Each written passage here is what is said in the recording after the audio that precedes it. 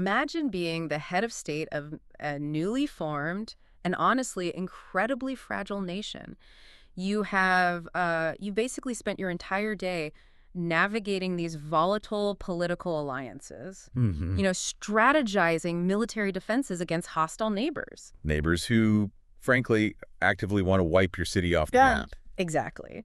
And on top of all that, you're trying to build a functioning economy from absolute scratch. So, I mean, you are exhausted to your very core. Oh, absolutely. You walk into your home, which also happens to be the absolute center of your government's operations, hoping for just, I don't know, a fleeting moment of peace, or maybe like a high-level strategy session with your closest cabinet advisors. Yeah, just to regroup. But instead, you walk through the door and you find a group of random citizens just sitting in your living room, Just hanging out. just hanging out. They haven't been invited. They don't have an appointment. They are literally just waiting for your dinner to be cooked so they can eat it. Yeah. And even after they finally eat, they absolutely refuse to leave. They just sit there making small talk for hours while you are desperately trying to run a country.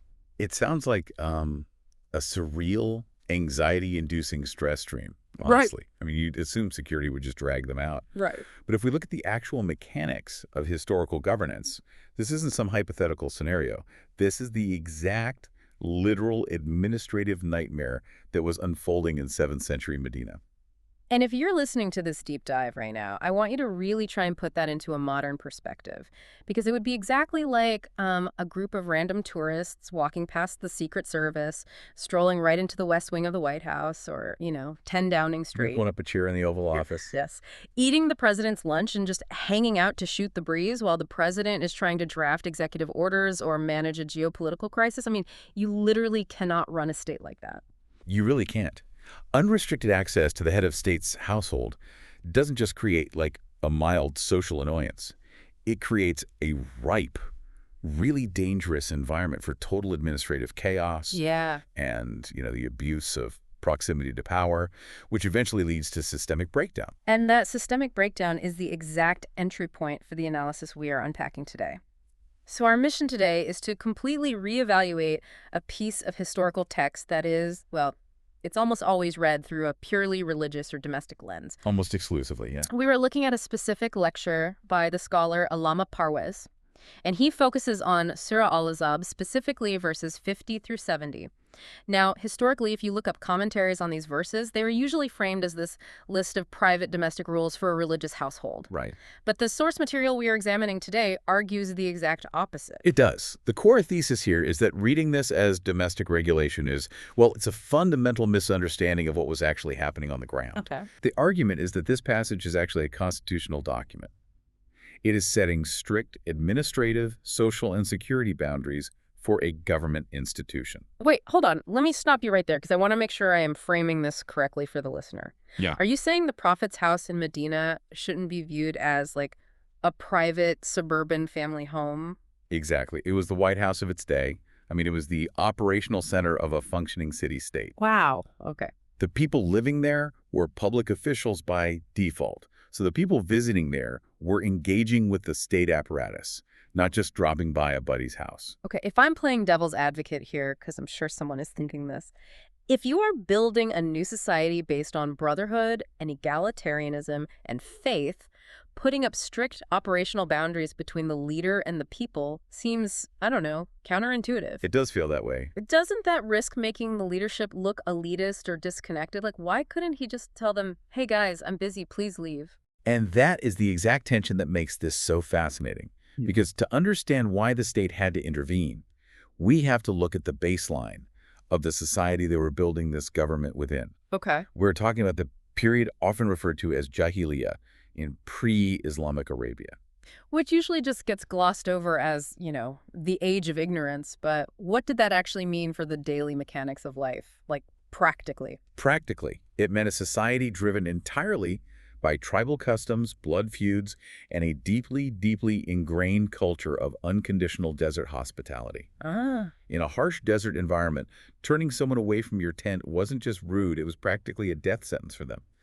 So hospitality was inherently tied to a leader's honor. I see. So it's not just about being nice. No, it's survival and reputation. Furthermore, People simply did not have the concept of an appointment. I mean, there were no clocks, no calendars, no concept of booking time with an official. So the idea of sending a calendar invite or checking a schedule was literally centuries away. Completely non-existent. People would just wander into the operational headquarters whenever they felt like it. Just walk right in. They didn't knock. They didn't ask if the head of state was busy managing a war or a famine. They would literally just show up unannounced.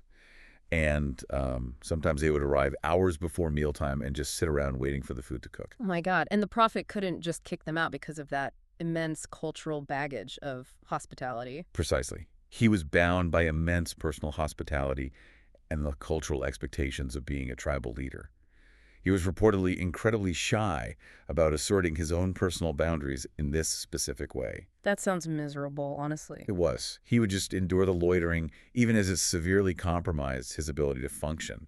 I mean, he was internally dealing with this massive inconvenience, trying to manage a newly formed state, fighting defensive wars, and he's got people essentially loitering in the state headquarters. So if the leader is culturally handcuffed-like, he physically cannot ask them to leave without causing a scandal. The system, the governing framework itself, has to step in and set the boundary for him. Yes. The Constitution has to be the bad guy, so to speak. That is the perfect way to phrase it. The governing text has to depersonalize the rule. It takes the burden off the individual leader and makes it a matter of state protocol. And this leads us to verse 53, which is, incredibly famous. It's often referred to as the hijab verse. But if you are listening to this right now, I guarantee the moment I said the word hijab, you instantly pictured a very specific piece of clothing. Oh, absolutely, a headscarf. Right. But the analysis we're looking at today makes a massive linguistic and contextual distinction here that completely blew my mind during prep. It's a crucial pivot. Honestly, if you don't understand this distinction, the entire administrative logic of the passage just falls apart. So walk us through it. The argument presented in our source material is emphatically clear here. The word hijab, in this specific verse, in this exact historical and textual context, literally translates to a curtain, a screen, or a physical partition. A partition, yeah. Yes. It has absolutely nothing to do with a sartorial instruction or a mandate about what women wear on their heads. Okay, I have to push back on this because that is a massive paradigm shift. I know it is. Are you telling me that for centuries people have been debating this verse as a theological clothing mandate when the source text is literally just ordering the installation of an office partition in the 7th century equivalent of the West Wing? According to this constitutional reading. Yes. That's exactly it. Okay. Think about the physical space. The verse explicitly addresses the people who are entering the operational center of the state. Okay. It lays down incredibly specific rules of access. It tells them, do not enter without an appointment. If you are invited for a meal, arrive on time, eat, and then leave immediately. Wow. Yeah, it literally says, do not linger for idle chatter. So it's establishing the concept of the business meeting. Get in, do your business, get out. Exactly. And then it adds the spatial component. It says, if you need to ask the prophet's wives for anything, ask them from behind a hijab, from behind a screen or a partition. But why the wives specifically? Like, if the goal is just to get people out of the living room, why does the text mandate a physical screen between the public and the women of the household? Because of their unique institutional role. Yeah. You have to remember, the prophet's wives were not just private, anonymous citizens. Right. They had a title. Exactly. They were designated as the mothers of the believers. They lived in the absolute nerve center of the government. So they were constantly being approached with questions, requests, and, political maneuvering by people seeking access to power. That makes sense. So by mandating a physical partition, the text is abruptly cutting off the casual, overly familiar access that random citizens were taking advantage of. So it's about establishing institutional dignity. Yes. It creates physical spatial separation. It protects their dignity as institutional figures and prevents the headquarters from devolving into like a casual hangout spot. It professionalizes the space. Exactly. When you are forced to speak to an official through a partition or a formal barrier, it completely changes the psychology of the interaction. You don't make small talk through a wall. No, you really don't. You state your business and you leave. It's architectural boundary setting. If you can't rely on people's manners to give the head of state some space, you literally build a wall. You put up a curtain, you say this is the public zone, and behind this screen is the secure private zone. And we really have to emphasize how revolutionary this was for that specific society. I mean, in modern governance, The concept of the appointment and restricted access is sacred. Yeah, you don't just walk into the Pentagon. You don't just show up at a government building without clearance. Hmm. But in 7th century Medina, this was a massive, jarring paradigm shift. The text had to explicitly teach a tribal society, you do not have unlimited casual access to the center of power. You must respect the physical and temporal boundaries of the state's leadership. I love that framing, but it brings up an immediate logical problem for me. Oh? Locking down the White House doesn't actually solve your state's security crisis if your staff can't safely walk to work. That is very true. Like, once you've successfully secured the interior perimeter, the headquarters, with appointments and physical partitions, your very next existential threat is the public exterior. How does the state secure the public sphere? That is the exact sequence the text follows.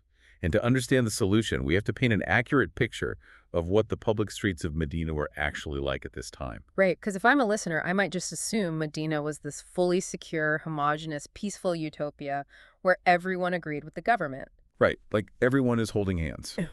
It was anything but that. It was an incredibly fragile city-state containing various, often hostile factions. There was internal opposition. Huge opposition. Yeah. There were staunch political opponents. There were people the text refers to as hypocrites, which was basically a fifth column of citizens who claimed loyalty to the state but actively worked to undermine it from within. Wow. And there was a tremendous amount of social tension. The source material is very specific about a terrifying dynamic that was playing out in these streets at night, right? Because the infrastructure of the time meant people didn't have indoor plumbing. Exactly. So if you needed to use the restroom or conduct business after dark, you had to go out into the periphery of the city. Women from the believing community were needing to navigate this public space at night, and they were being actively targeted and harassed by groups of antagonistic men. Yes, and here's where the mechanics of the society become critical. When these harassers were eventually confronted by authorities about their behavior, they didn't just apologize. Of course not. They utilized a very specific, incredibly cynical legal defense. They played dumb. Exactly. They feigned ignorance. They claimed, oh, it was dark, we couldn't tell who she was, we didn't realize she was a respectable woman from your community. We thought she was just a wandering slave or a transient. Ugh. Yeah, they used plausible deniability as a weapon to terrorize the public space without facing legal consequences. It's infuriating, but sadly a very recognizable tactic even today. You know, you terrorize a marginalized group or you test the boundaries of the law, and then when the authorities show up, you exploit a loophole of identification. Oh, my bad. I didn't know she was under your protection. And in a society where tribal affiliation and class status dictated whether you were legally protected from assault, this ambiguity was a massive vulnerability. So the state has a major security crisis on its hands. The public streets are not safe for half the population, and the perpetrators are exploiting this visual loophole to get away with it. How does a constitutional framework solve a problem like that in the 7th century? This brings us to verse 59, which is commonly known as the Jilbab verse. Let me guess. Just like the hijab verse, this has also been widely interpreted as a permanent religious fashion mandate. Yes, but again, the socioeconomic reading we are examining argues something entirely different. The verse instructs the prophet to tell his wives, daughters, and the believing women to draw their outer garments, the halabib, which are like large cloaks or overcoats, close around themselves when they go out into public. Okay, so if it's not a permanent theological mandate about fashion, what is it? It is a highly specific contextual safety measure. It is an identifying marker. The text explicitly states the reasoning right there, so that they may be recognized and not harassed. Recognized as what, exactly? Recognized as protected citizens of the state. By wearing this specific outer garment in that specific historical moment, the women were visually signaling, I am a citizen of this new constitutional order. If you harass me, you cannot claim ignorance. Oh, wow. You cannot use the I thought she was a slave defense. Wow. You will deal with the full force of the government. So the state was essentially giving these women a visual badge of citizenship to hack the legal loophole the hypocrites were using. Exactly. It completely stripped the bad actors of their plausible deniability. Yes. The garment was a tool for public safety. It was a mechanism of state protection, deployed to neutralize a specific tactic used by political agitators. I want to spend some time on the enforcement of this because this is the part of the source material that absolutely blew my mind. We aren't just talking about a slap on the wrist for this harassment. If I'm reading this correctly, the state's response, as outlined in the subsequent verses, is essentially nuclear. It is arguably one of the most severe administrative responses in the entire text. The text says that if these harassers didn't stop targeting women in public, they faced immediate exile. They would literally be stripped of their citizenship rights, have their state protections revoked, and be kicked out of the city-state entirely. And if I'm understanding the Jahiliyyah context you mentioned earlier, being exiled in a tribal desert society isn't just getting a ticket out of town, it's a death sentence, isn't it? To be stripped of your tribal or state affiliation meant you could be killed by anyone with impunity. You had absolutely no legal recourse. And the text goes even further. Oh, right. It indicates that if they persisted in their agitation or became fugitives, they could be captured and executed. Executed for street harassment. Let's pause on that because that shows you exactly how high the stakes were. The text isn't treating this as like a minor social faux pas or some private interpersonal dispute between a man and a woman. Not at all. It is treating the harassment of women in public spaces as a fundamental threat to national security. That is the exact constitutional mindset at work.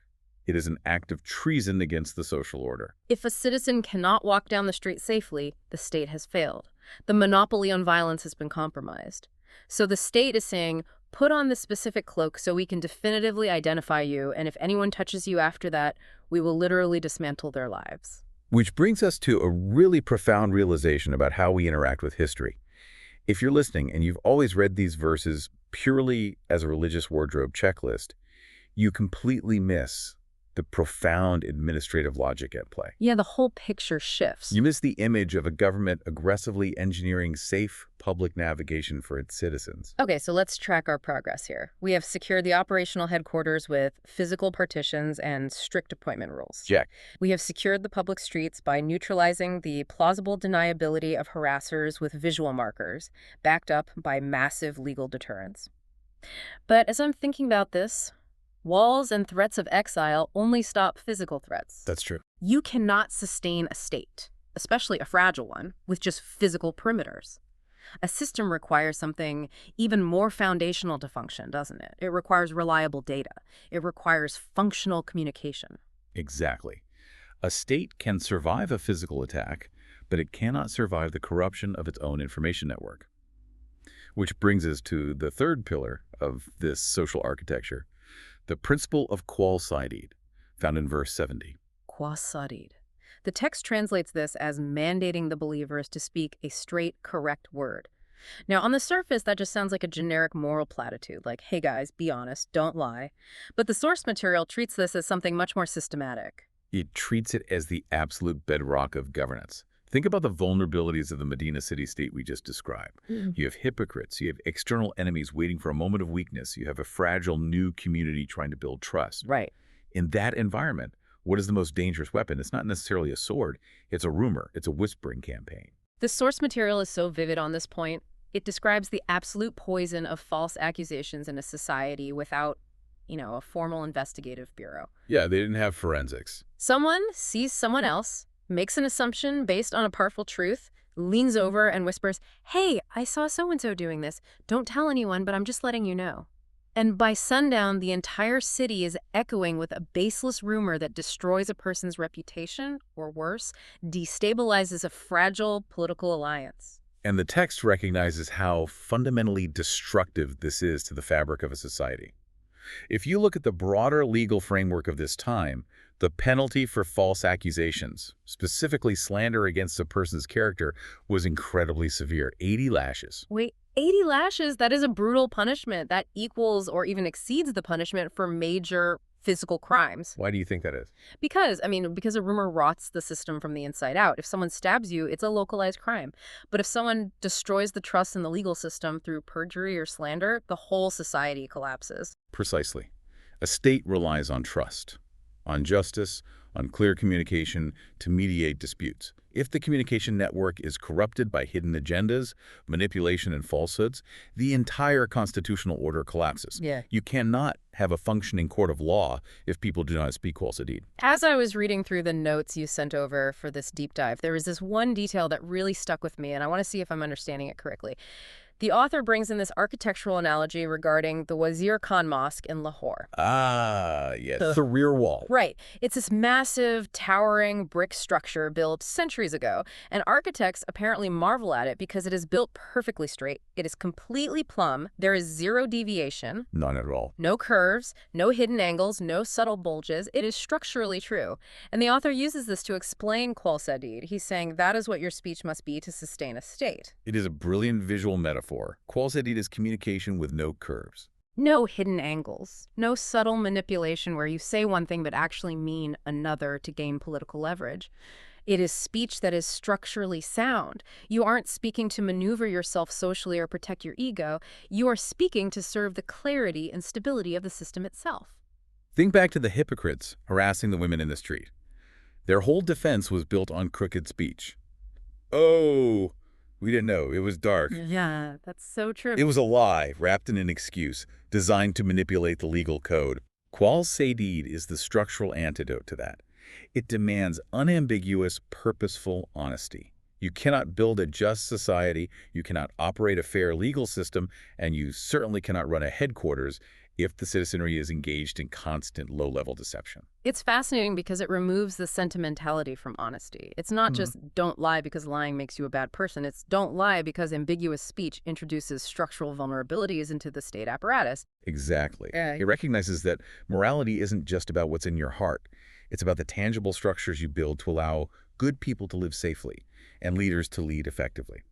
So if we zoom out and pull this all together, we've walked through this incredibly tight 21-verse sequence, verses 50 to 70 of Surah Al-Ahzab. And looking at it through this constitutional lens, what emerges is so much larger than the sum of its parts. It really is. The synthesis here is profound. The ultimate contribution of this analysis is showing us that in this passage, the Quran is thinking like a constitutionalist. It is acting as an architect of a social system. It's pure social architecture. It's not just a randomized list of chores and wardrobe suggestions. It's a beautifully designed, highly rational framework for urban management. Let's recap the progression because the logic is so tight. Go for it. Step 1, secure the head of state's operational bandwidth. You do this by regulating access to power, instituting physical partitions, the hijab, and forcing a tribal society to adopt the concept of appointments, maintaining institutional dignity. Step 2. Secure the public sphere for vulnerable citizens. You do this by establishing visual markers, the jilbab, that strip bad actors of their plausible deniability, backed by the severe, uncompromising threat of state sanctions and exile. And step 3, secure the informational integrity of the society. You demand perfectly straight, unambiguous communication, qual sadid, and you ruthlessly punish rumors and manipulation because a state cannot survive if its data is corrupt. It is designing the exact socioeconomic and administrative conditions under which a just order can actually function. It strips away the purely theological or sentimental readings and reveals a remarkably pragmatic, high-stakes manual for statecraft. Which leaves you with something truly fascinating to chew on as you go about the rest of your day. If you're listening to this and you think about all the ancient texts we debate endlessly in the modern world, if we shift our perspective, if we start looking at these texts not as arcane, moralistic checklists for personal behavior, but as desperate, brilliant administrative blueprints for constitutional governance and urban survival in incredibly hostile environments, it makes you wonder, how many other historical religious rules that we argue about today are actually just highly effective administrative solutions to long-forgotten societal crises?